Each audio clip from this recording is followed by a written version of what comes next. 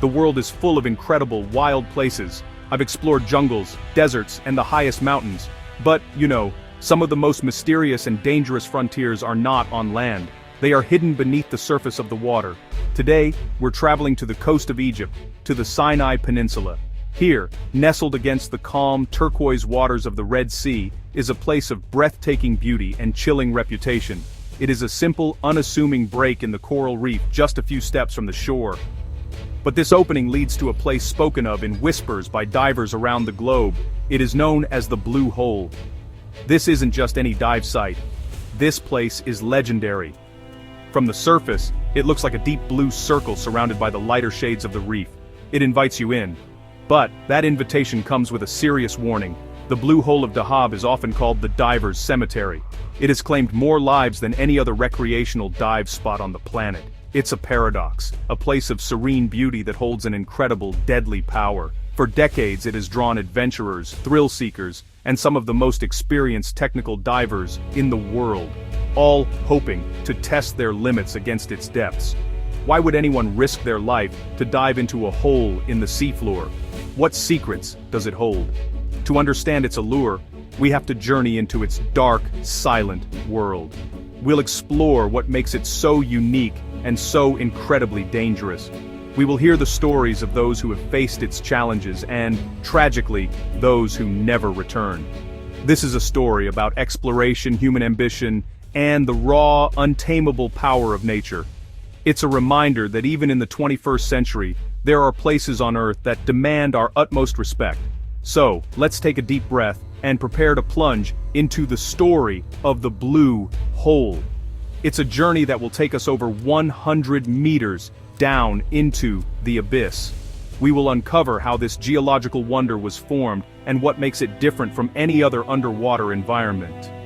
We will meet the people whose lives have been forever changed by this single spot on the map. This is more than just a dive.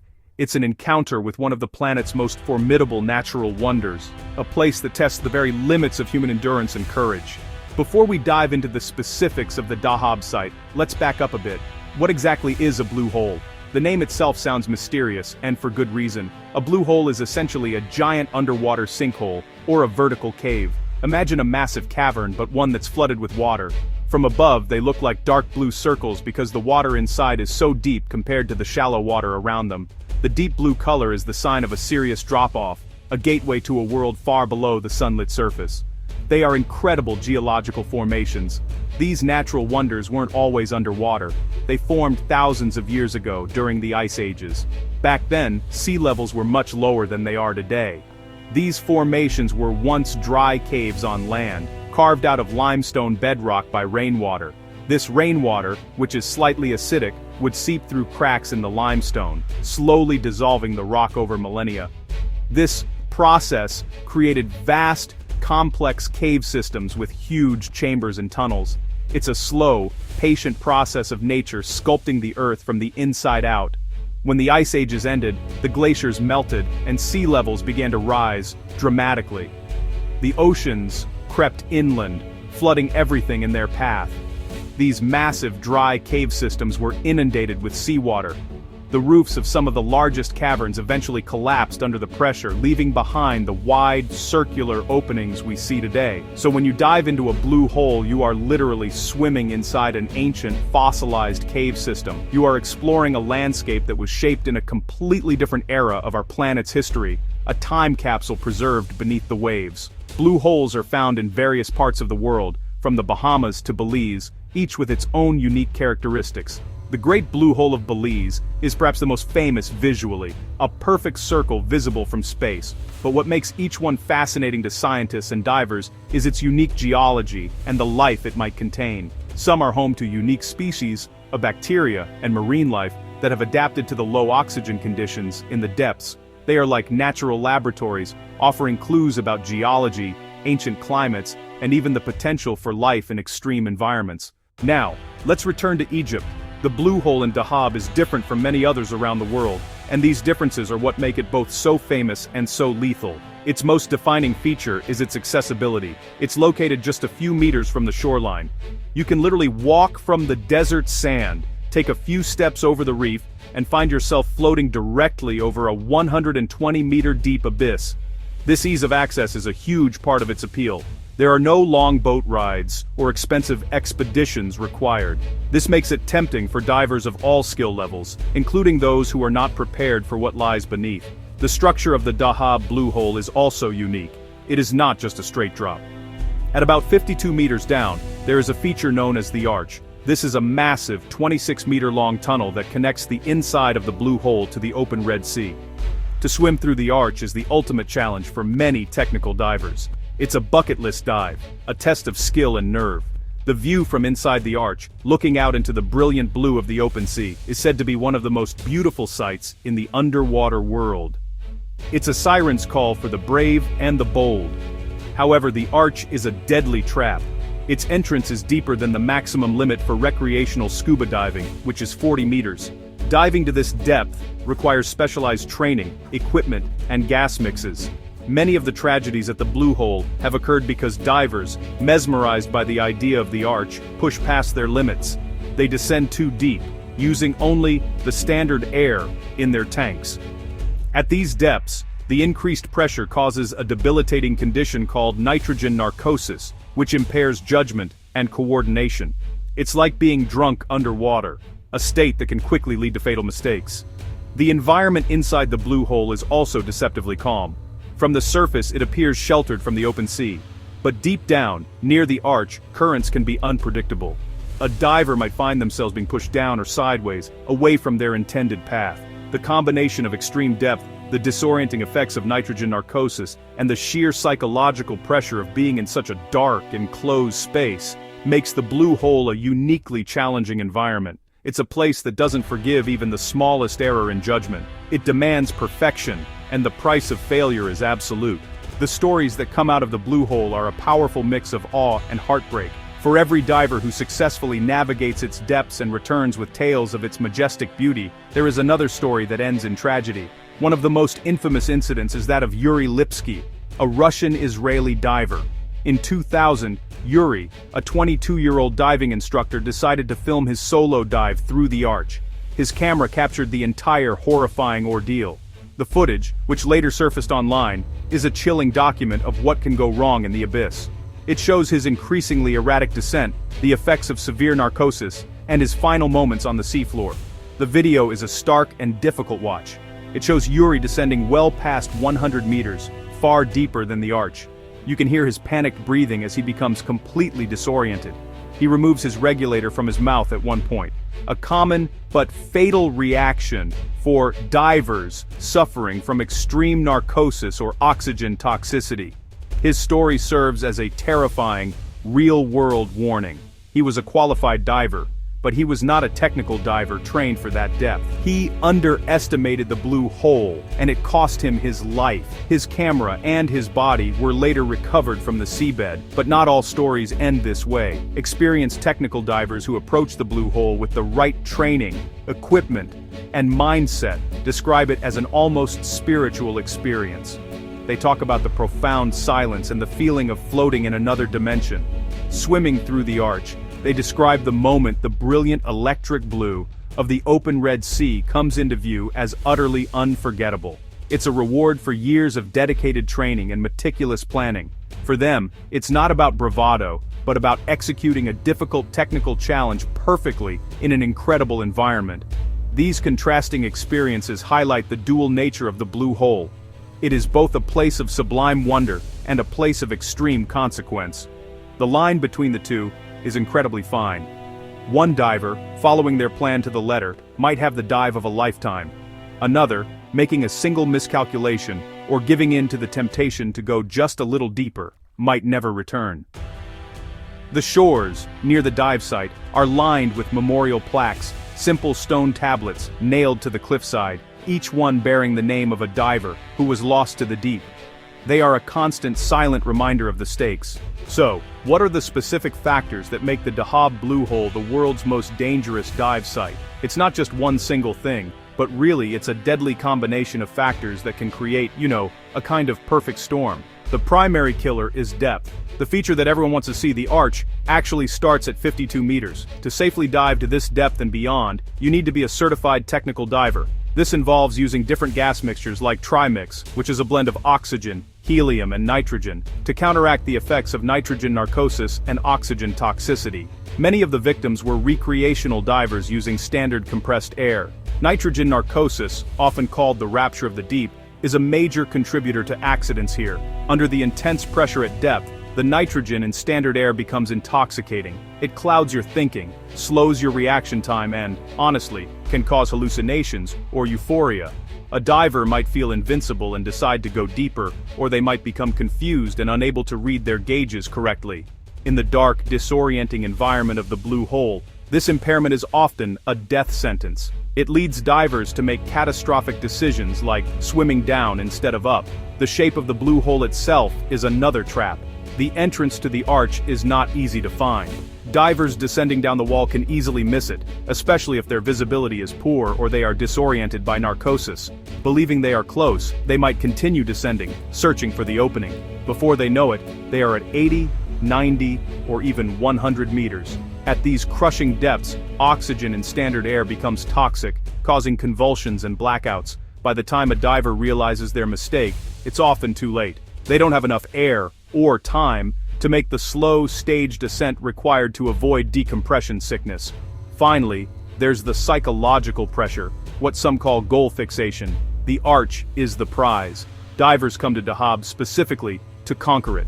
This can create a dangerous mindset where turning back feels like failure.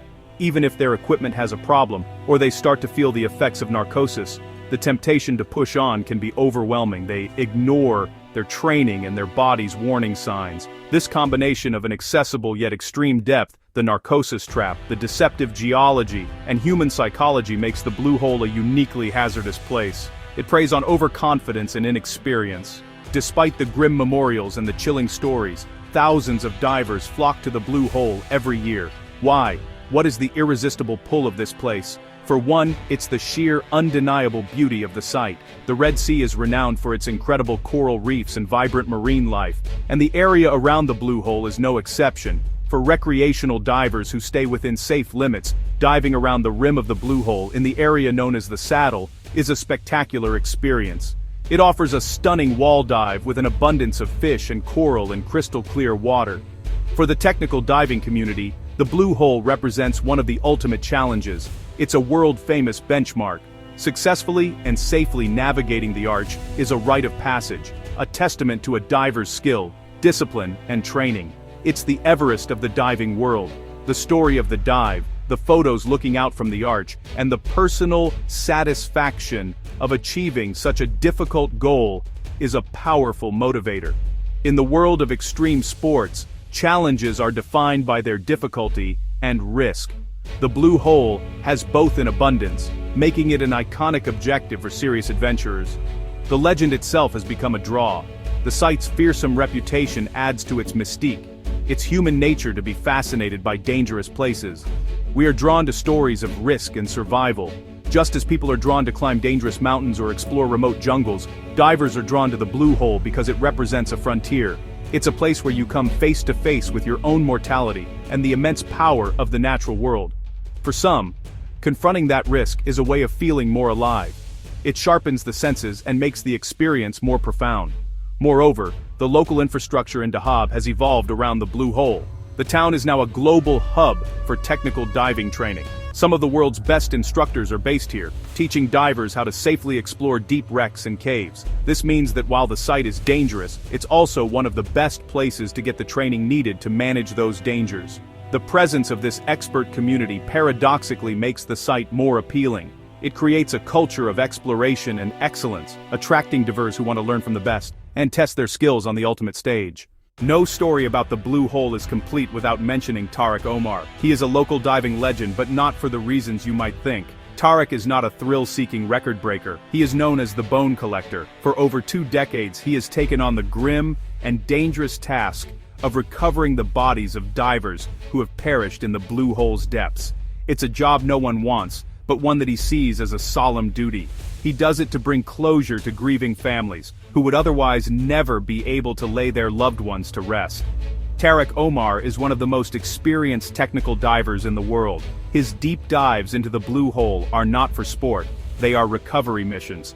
These are incredibly risky operations. He has to descend to depths often exceeding 100 meters, locate the deceased diver, and then begin the complex and physically demanding task of bringing them back to the surface. He navigates the same dangers that claim the lives of the people he is recovering: extreme depth, narcosis, and the crushing psychological weight of the mission. He has performed over 30 such recoveries, each one a testament to his incredible skill and compassion. His work has made him a guardian of the blue hole in a very real sense. He has seen firsthand, time and time again, the consequences of arrogance and error. He has become one of the most vocal advocates for diver safety in Dahab. Tariq doesn't discourage diving the blue hole, but he implores everyone to respect it. He stresses the absolute necessity of proper training, the right equipment, and most importantly, the right mindset. He knows, better than anyone, that the blue hole does not distinguish between a novice and an expert. It only distinguishes between a diver who makes a mistake and one who does not. Tariq Omar's story adds a profound human element to the legend of the blue hole. He represents the response of the local community to the ongoing tragedies. He has turned his exceptional skills towards an act of service, providing a final, dignified journey home for those who have been lost in the abyss.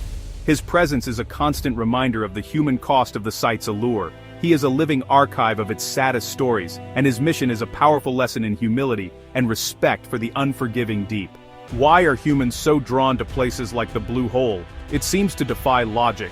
Why would someone willingly put themselves in a situation where one small mistake could be fatal? The answer lies deep within our own psychology. For some, it's about pushing boundaries, not just physical ones, but personal ones. Extreme sports and activities like technical diving allow individuals to enter a state of hyperfocus known as flow.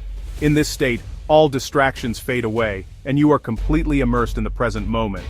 It can be a deeply rewarding, almost meditative experience. This desire to push limits is a fundamental part of the human spirit of exploration.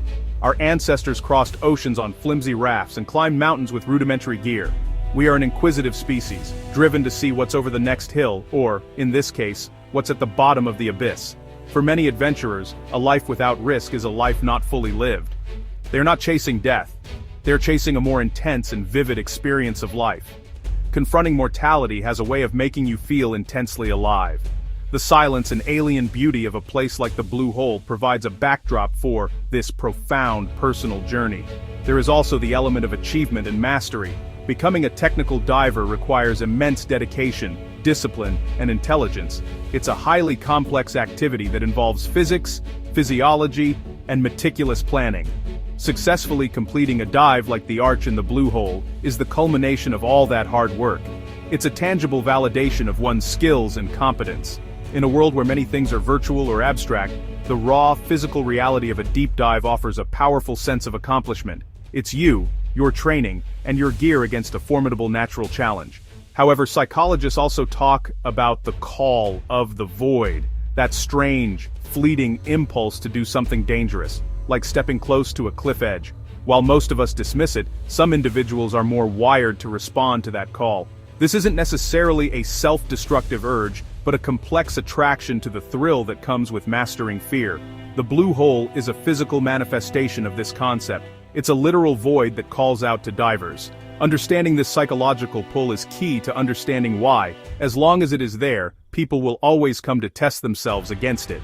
The story of the blue hole is more than just a collection of thrilling tales and tragic accidents. It is a powerful parable about our relationship with the natural world. It teaches us a crucial lesson. Nature does not care about our ambitions or our egos. It operates by its own set of rules, the laws of physics and biology. We can learn these rules, study them, and train ourselves to navigate them, but we can never break them.